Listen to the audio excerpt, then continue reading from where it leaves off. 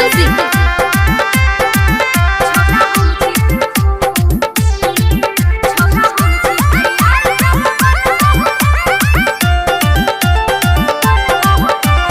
जब जब तोरा देखी गोरकी तोरे पे आबैया मोह। जब जब तोरा देखी गोरकी तोरे पे आबैया मोह। छोरा हम छी तैयार चल बन बहुरे। अच्छा पापा के तोहर पुतो।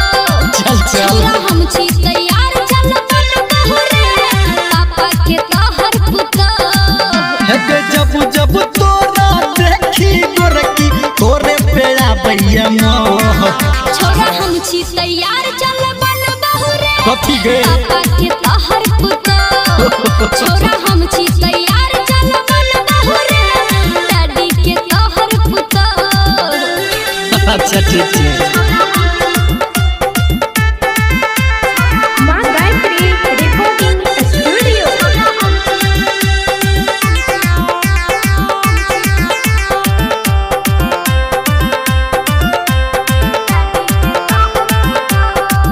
हेगे घर कत छौ फर कत छौ की पड़लो तोहर नाम। हेरे धरती के पारी हम छी हसीना। काम से राखै तू काम। केना हेतै तो चल हट। घर कत छौ फर कत छौ की पड़लो तोहर नाम। हेरे धरती के पारी हम छी हसीना। काम से राखै तू काम।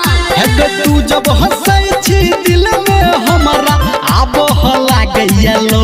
सचे तू जब हंसै छी दिल में हमारा आबो लागैया लो। छोरा हम छी तैयार चल बन बहुरे। ओहो पापा के तोहर पुतो। ठीक है। छोरा हम छी तैयार चल बन बहुरे। डैडी के तोहर पुतो।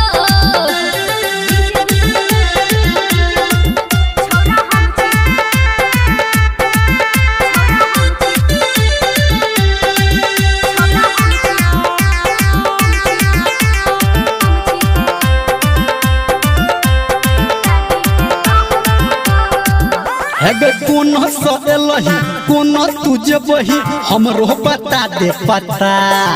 हेरे चलना तू हम तोरा संगे चलै छी। टेंशन सबटा हटा। जानकारी लेना जरूरी छे गे। हेगे कोन स एलही कोन तू जबही हमरो बता दे पता। हेरे चलना तू हम तोरा संगे चलै छी। टेंशन सबटा हटा।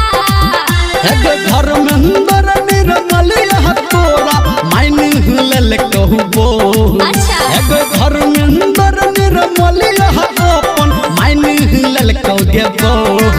छोरा हम छी तैयार चल बन बहुरे। हम तैयार छियो। के तोहर पुतो। चल ना तो। छोरा हम छी तैयार चल बन बहुरे। डैडी के तोहर पुतो। चल